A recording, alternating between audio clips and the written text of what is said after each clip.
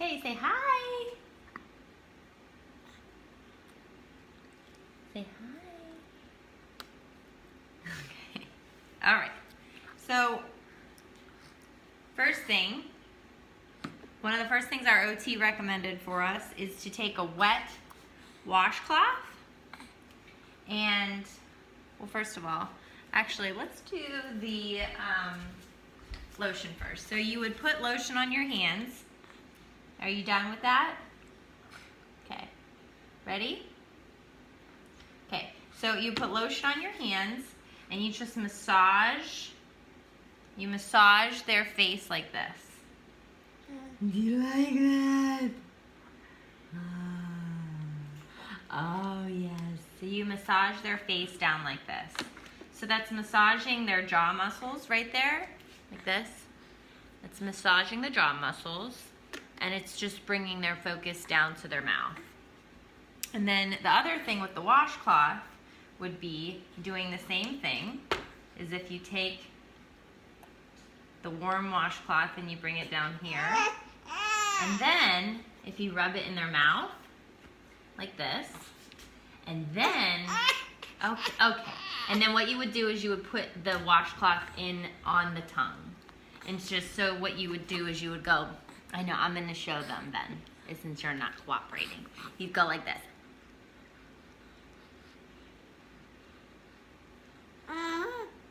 And you would just put your hand, wrap your finger like this, and put your hand in the washcloth, and like this.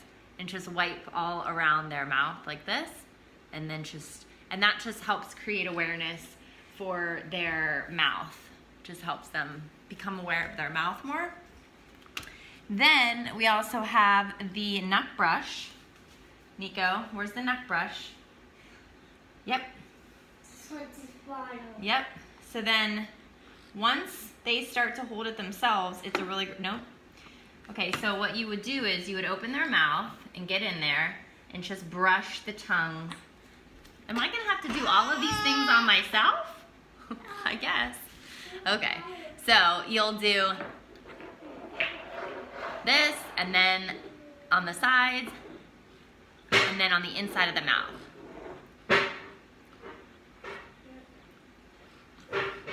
And you're just really massaging it, and it's a lot easier to do it on a newborn who's not paying attention. But then as they get older, then they'll hold it themselves, and then they'll chew, and it'll still be good. Okay. The other thing recommended to us by the OT is this. It vibrates. First years, it's a star, it vibrates. And this can be pressed up against their mouth like this. Like this. And again, it just helps them become aware of their mouth, but then also in their mouth. So you're gonna wanna squeeze it and then put it up to their mouth. And then as he gets to be a little bit older, 3, 4, 5, 6 months, he can hold it himself and he can vibrate on himself. Okay, we're not doing that yet. Almost done, okay? And then the last thing that was recommended to us is using the binky as an exercise program. So anytime that they can chew, suck on the binky is actually exercise for them for their mouth. So the other thing you could practice with is if you take the binky, he's not gonna let me do it, is if you take the binky the same way that the neck brush would be used and press, stick your finger in here and press against the tongue and just keep massaging the tongue and massage the tongue and massage the tongue.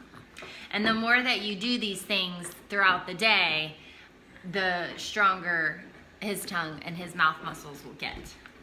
And then Nico is still using a preemie slow flow nipple, and he still dribbles out sometimes. So I don't know if you can see how really still, this is after 14 months of training. So he's still really, he's still kind of a slow eater a little bit, but much more so in the beginning, for sure. So those are just some techniques that an OT would probably tell you to do to help strengthen the muscles. But every day and every feed, he's going to get stronger, and it's going to get a lot easier. But every time is a meaningful, just like every workout. You know, you have to think about it like everything that they do is exercise. Everything that they're doing is a workout. So, you know, it's teaching every time he eats. He's building those muscles, and he's creating, you know, he's getting stronger. So every feed, you're getting closer and closer to him becoming stronger and having a better feeding session. And I think that our pediatrician had told us that some kids some have good feeds throughout the day.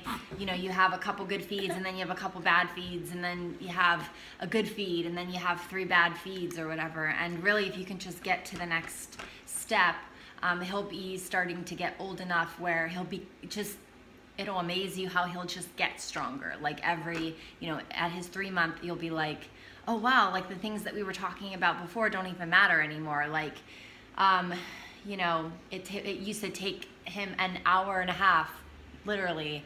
I mean, the OT would be like, how long does it take him to take 2 ounces? I'm like, it takes him, you know, like an hour and a half to take an ounce and a half. So, and that's, you know, getting tired in between and everything. And the main point is just for them to thrive. So if you can just like I said, every feed, just take it 1 feed at a time, and he's just going to keep growing and getting older, and it's not going to be like this forever. And if you can just get through these early months, or this early month, you know, you hit a point where you really do kind of stop thinking about those same things that you were before. You're like, oh, he is eating a little bit more, just a little bit. I mean, he,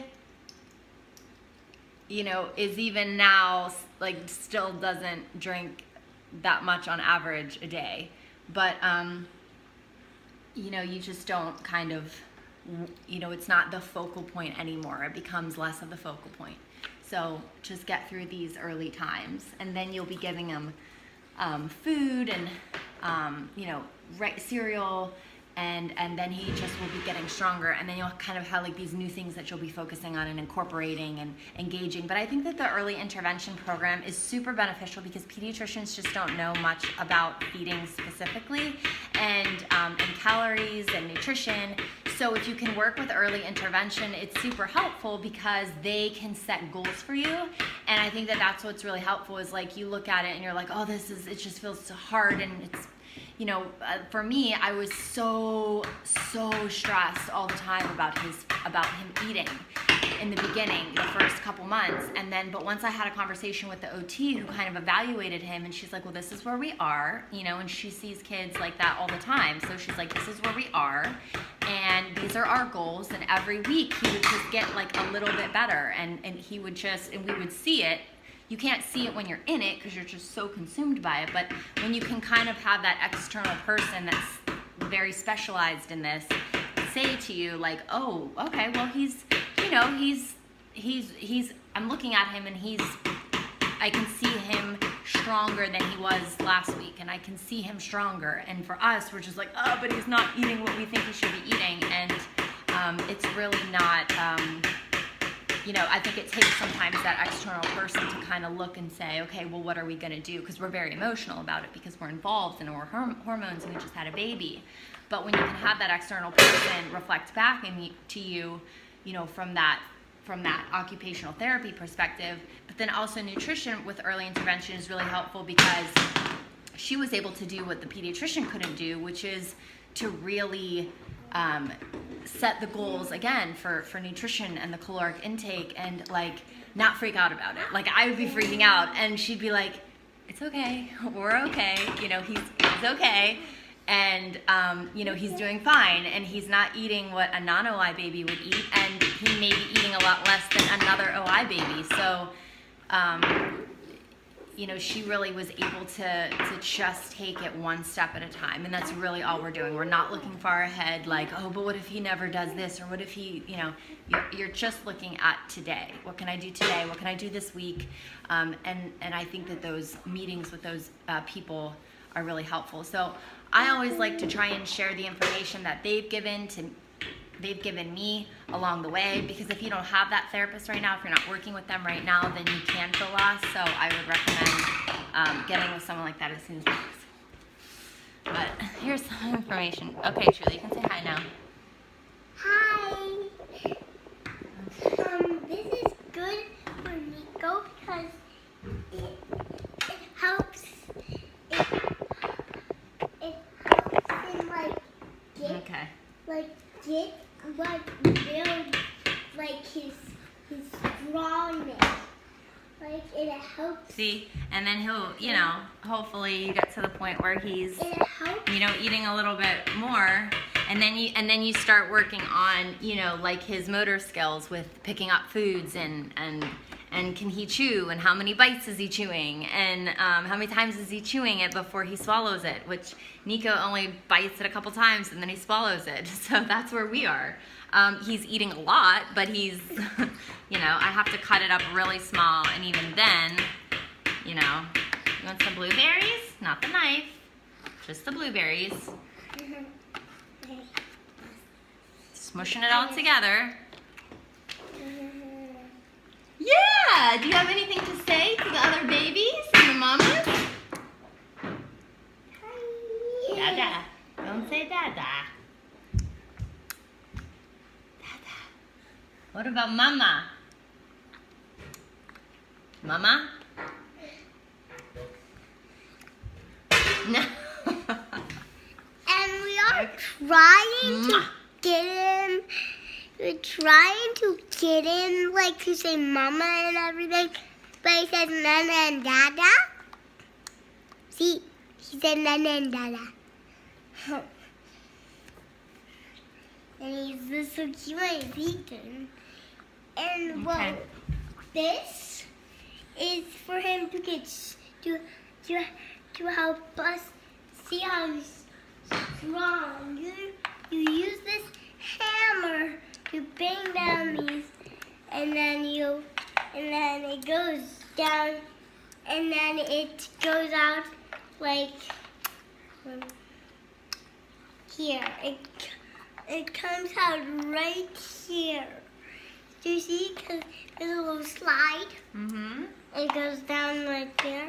Yeah. And then it comes out. Okay. All right, well, I'm going to wrap it up now. Okay. Okay, well, just let me know if you have any further questions, if there's anything else I can help you with. Yeah, and look down below. Okay. All right. Bye. You say bye, Nico? Bye, bye, bye, bye. Yeah, bye. Bye.